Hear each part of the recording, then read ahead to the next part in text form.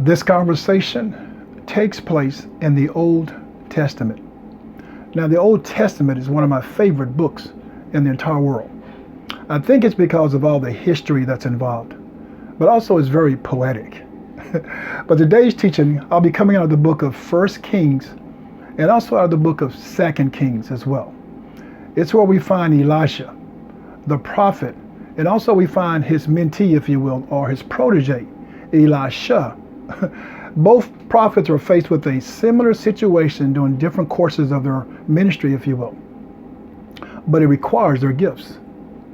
And so go with me to the book of 1 Kings chapter 17, verse 9 through 16. That's 1 Kings chapter 17, verse 9 through 16. I want to start now at the beginning because I want to have a foundation for this particular story.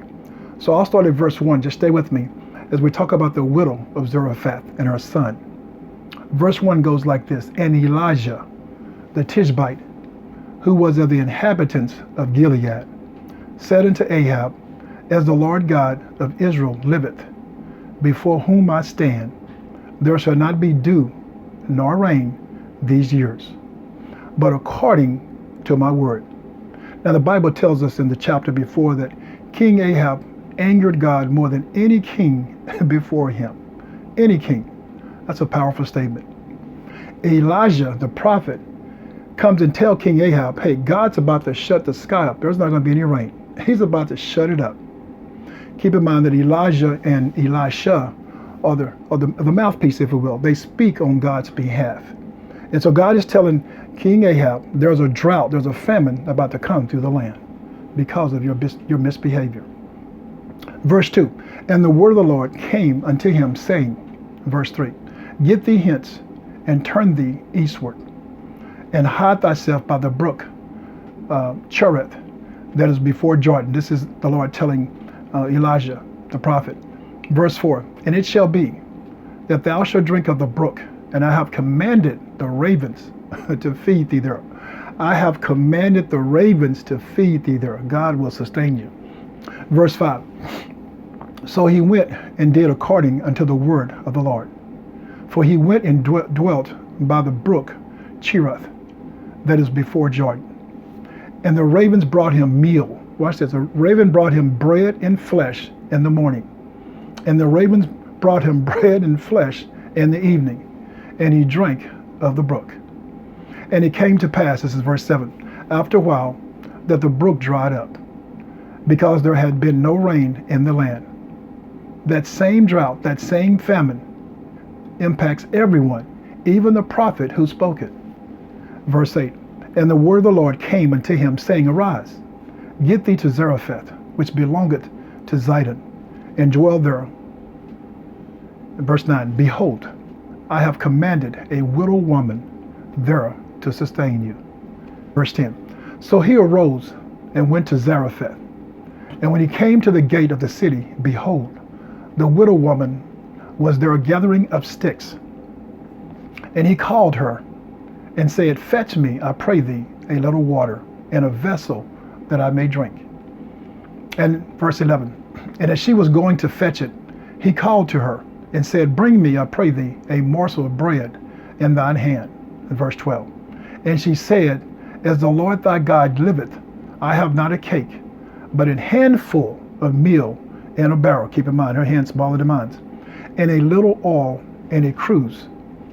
And behold, I am gathering 2 sticks, that I may go in and dress it for me and my son, that we may eat it and die. How sad. Verse 13, And Elijah said unto her, Fear not. Powerful. Fear not. He arrested her whole thought process. Fear not. Go and do as thou hast said. But make thee thereof a little cake first, and bring it unto me. And after make for thee and for thy son. Verse 14. For thus saith the Lord God of Israel, this is the prophet prophesying, The barrel of meal shall not waste, neither shall the cruse of oil fail, until the day that the Lord sendeth rain upon the earth. The widow woman is speaking words of decrease, but the prophet comes and starts talking increase. You need a prophet walking through the land. Verse 15, And she went and did according to the saying of Elijah. And she and he in her house did eat many days. No, some days. No, a few days. That meal was not the last meal. That day was not the last day. The next day was not the last day. That week wasn't the last day. They ate many days, the Bible says. Verse 16. And the barrel of meal wasted not. He prophesied that in the beginning. Neither did the cruse of oil fail. He made that very clear. It wouldn't. According to the word of the Lord, which he spake by Elijah. God is doing the speaking. Elijah, Elisha, you and I, we're just a mouthpiece. Go with me to 2 Kings now, chapter 4, verse 1 through 7. Verse 1, now there cried a certain woman of the wives of the sons of the prophets unto Elisha. This is the story with Elisha the prophet, saying, thy servant my husband is dead. And thou knowest that thy servant did fear the Lord. Fear the Lord. And the creditor is come to take unto him my 2 sons to be bondmen. How many of you know that she's crying out? It said, now there crieth a certain woman of the wives of the sons of the prophets unto Elijah. I told you last week that crying doesn't always mean tears. Sometimes crying just means voicing my concerns. She was voicing her concerns to the prophet. There's no one better to voice your concerns to than the prophet. Her husband left her with debt that she couldn't afford to pay. A man, a believer, left her with debt. He didn't have a life insurance policy or a plan to support his family in case this day came. And this day will come for all of us. And so have a plan. It came and they were caught off completely off guard. Don't leave your family holding a bag of debt. Men, come on. Every man, from the sound of my voice, I don't care what insurance you need, what you need to do, make sure that you leave your family in a reasonable condition that they can make it, they can survive. Plan and then take action is what I'm telling you, to ensure your loved ones are taken care of. Verse 2, and Elijah said unto her, what shall I do for thee? She didn't answer. So he said, tell me, what hast thou in the house? And she said, thine handmaid hath not anything in the house, save a pot of oil. Be careful what you tell the prophet.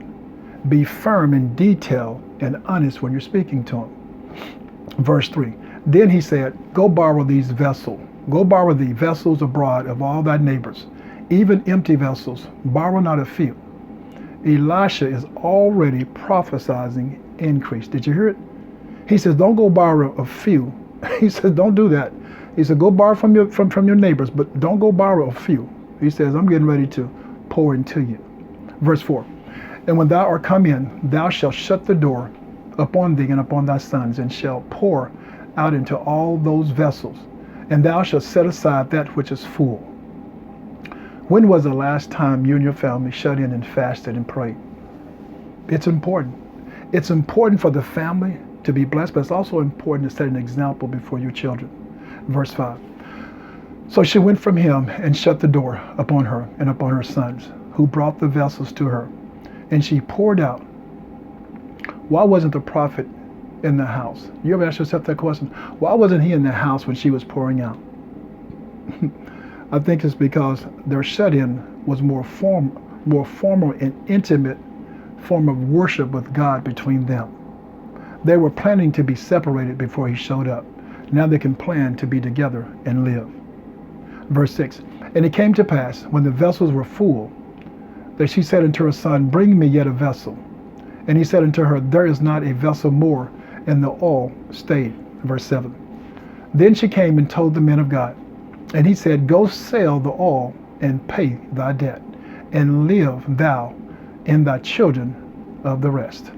And live thou and thy children of the rest. Is the rest of it yours? You can survive off the rest of it, what I've left. God blesses us with more than enough. Pay off all your debt, and then the rest you can live off of. He didn't say the rest you can have for a couple of weeks. You can live off of it. Do you know what that means, live off of? That means, hey, I've got this flowing in from now on. That's the kind of blessing a prophet brings to the house of the Lord. That's the kind of blessing that you can have as well. Both of these women have something in common in both of these stories. They are both widows, and they both are now what I call single mothers raising sons. They both lost their husbands. and their ability to support their families. Both of them. Both women come from a culture where the man was a provider and the protector. And so if you lost your husband, the family could really be in dire straits. The family could be homeless.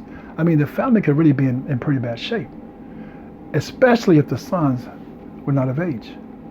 When Elijah requested for the widow to feed him, she told him that what she had wasn't enough for her and her son. That's all she had. What she did was she voiced her limitations to the prophet. And by voicing her limitation to the prophet, she demonstrated a stronghold over her life. What are you guarding? Yeah, what are you guarding? What are you, or whom are you holding on to tightly? I hope it's the Lord. That's what I hope it is. A widow woman, this widow woman looks at her son and she realizes that in a male-dominated culture, if she is going to survive, she will have to cultivate and educate her son to grow up almost overnight. He's got to rise real fast. So she nurses him and she protects him and she guides him through life without a father, but yet he has to become what he doesn't have, an example in front of him, a pattern to follow as a strong man. All he has is a voice of his mother, a single mother, an ailing mother, guiding him on a journey without a roadmap of assurance. That's where a lot of our women are today. A lot of our women are trying to raise their sons, our daughters, without the support of the significant other, of the one who came and helped make the baby. The women are left with the baby by themselves. And there's no roadmap for a woman to understand how a man would pour into her son. There's just no roadmap for that. You can read all the books you want to read, and that's great because you should. But being there, it's just something about being there, the intricacies of all the things that happen, the nuances that takes place when a man is in the house. But when these are two widow women, these are not women who were running loosely and just happened to get pregnant. These are two widow women whose husbands died. And so that's when you need a body. I call it taking care of business. You need a network around you and your family. You need to make sure that you're not too prideful. You don't have too much ego. That you can't go and pull in resources from the outside. To make sure that you can have a man, a father figure in that boy's life, a father figure in that daughter's life, because they're going to need it. Watch this. His obligation, the son's obligation, little man, I'm sorry, your little son, will be to prevent the next famine from impacting his family. Because there will always be famines, not just food shortages now. I'm talking about physical health related famines. I'm talking about lifestyle famines, or should I say confrontations. Financial famines will come. Mental health famines will come. Emotional famines will come. Religious famines will come. And also cultural famines will come. There's always something facing us. And when you have a man in the house, especially a woman and a man, you can take care of those issues. Two heads are better than one. But when it's just one head, one mind in the house, it's tough, it's difficult. Not impossible, but it's challenging. It's challenging. And so your sons and daughters, they feel that pressure. They feel that pressure. And so what I want to do is I want to tell this story from the son's perspective, if you will. We've heard the story echoed from years and years, from the mother's perspective, from the widow woman perspective, and from the prophet's perspective. But let's talk about the son. Because the son is just a son with a child's mindset. But he carries the weight of the family on his small shoulders. To give himself to greatness is what he has to do. And not to fall into what I call reckless habits, bad habits. He is not afforded the luxury drifting in life or taking the year off to travel the country to find himself. You know how we do. He can't celebrate his youth, or should I say waste his youth, because that's what's happening. Just because he is young, and that's what everyone is looking at, that, hey, he's young, he needs to just kind of relax and chill. No. He needs to get on top of it. Your child needs to be on top of it. Somehow, we got it backwards. We got it twisted. We feel our children should grow up, and they'll find Jesus on their own, or they'll find what their purpose is. We feel like we can take off the training wheels and just let them find it themselves. You know what's happening? With all that zeal they have, with all that energy, with all that strength they have, all that, just all that energy inside of them. You turn that loose with their 16-year-old friends to educate them. That's what we do. We get so caught up into our children to decide things for themselves, that we don't realize that you can't turn that loose. Not all that energy. That energy will go and be misled. Most of you have sold out to what I call the culture of allowing the school system to teach and raise your child. You have deliberately decided to trust this impressionable vessel that you have given birth to basically trust their development with strangers who you know will pour into them their theology, their education, their teachings, their thoughts, into your precious assets, your sons and daughters. Because you have to realize that as you're busy trying to be busy, taking care of your business, you do realize that your sons and daughters are your biggest assets. You know, we all have 401k plans at work, pensions, we have stock options, we have all these vices, if you will, annuities, mutual funds that we can all pour into.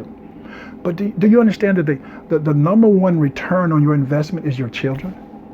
It's nothing outside of you. It's right there in your house. You have a gold mine sitting in your house with you. And if you would take the time to really invest into your children. I mean, if you could put away the Xboxes, watch this, put away the PlayStations. Oh, hold up. Is your son and daughters busy playing those games versus sitting in a class learning how to code where they can create those games? Are you allowing them to be the users of the games versus the creators of the games? Or are your children going to become consumers or producers? That's what you have to ask yourself the question. That's what the widow woman, both of them, they both cried about other things. Not once did they point toward their sons. When the prophet asked them, what do you have? She pointed toward the stuff in her house. She looked at her clothes in her closet. She looked at her shoes. She looked at her hats. She looked at her dresses, her pants. She looked at all the stuff around her cars, her auto, her savings account, her checking account. She never once looked at her sons because she was trying to harbor them. That's what we do. We're trying to protect them like they're not ready yet. They've been ready. You're just not ready to release them. Your children are your biggest blessing. You ever thought about this? Your children is your retirement plan. There are some children out here who got it together, who can really move, but their parents have put them into the avenues of growth. We're holding back and we're making excuses because guess what? Because to put time into your child, it takes your time away from you. And so you don't see that happening because you're so busy chasing things that you know is not going to work out, not going to be to no avail, but you're chasing things of no value. Your children are your biggest assets.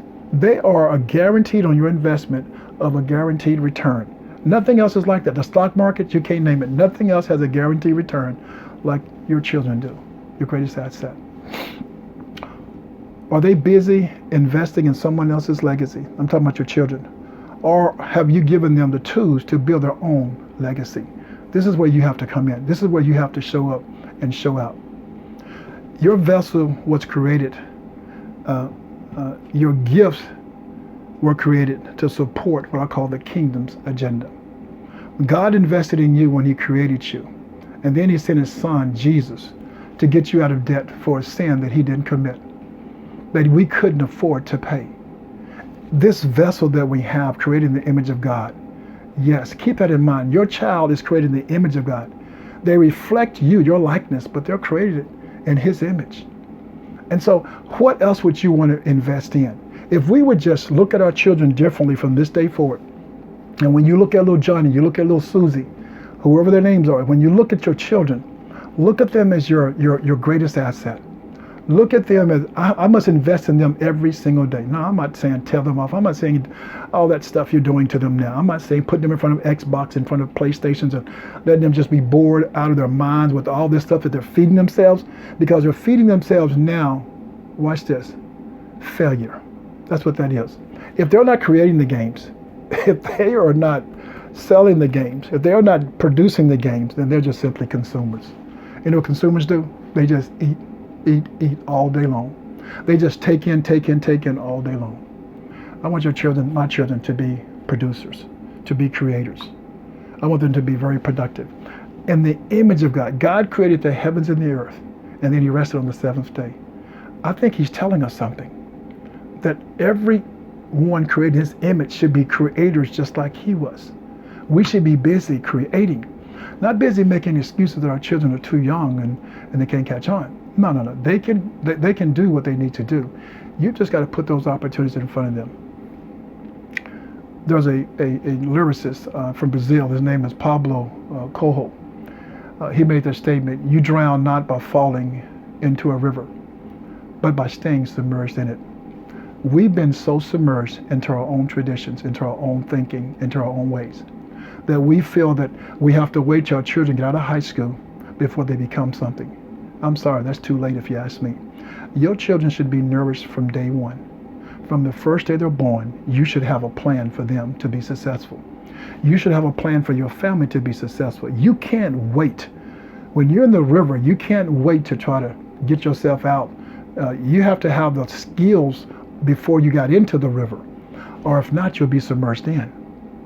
Give them the skills, the tools that they need. I mean, you probably don't have the education or the intellect, if you will, to teach your sons and daughters what they need. That's why you go find your friends. That's why you talk to your friends. There's someone in your clique, if you will, in your network of friends who have the intelligence that's needed to mentor your sons and daughters. Why don't you pull in their coattail? Yeah, that's what they're there for. They are there for you to use, not abuse, but use for what they have inside of them. Their gifts will be able to click with the gift inside of your child and help grow your child. That's your retirement plan. Yeah, that could be your pension plan as your child. Think about it. Who else would take care of you better than your own family? Every 401k plan that you're invested in right now can fail. Stock market is crashing up and down every day, and you're relying on that stuff. No, I think I want to rely on my own children, something that I poured into them. You have to lift yourself up sometimes. You can't wait for the prophet to come by walking through the land. Sometimes you have to encourage yourself.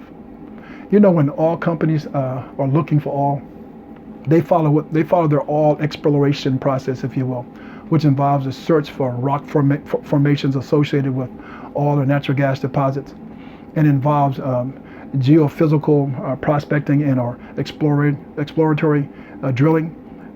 They send out a team, if you will, to explore the land to see if there are any minerals underneath the layers of dirt.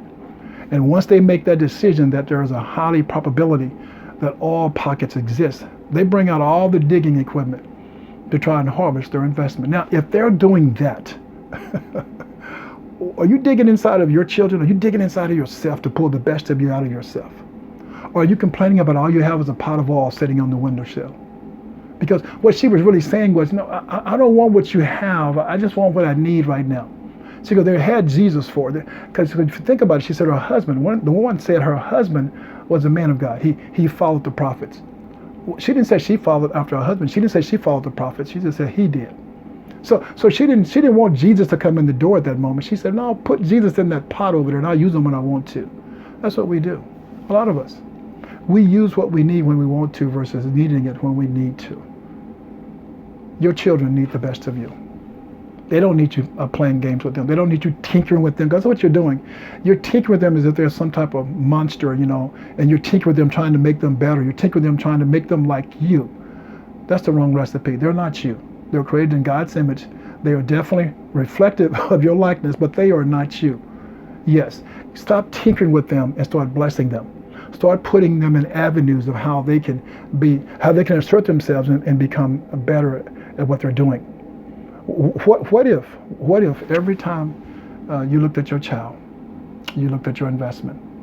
If you had that mindset, that's the mindset I want you to have going forward. Yeah, stop doing what we're doing right now, playing games, putting them in all type of stuff and trying to fulfill and keep their day busy. No.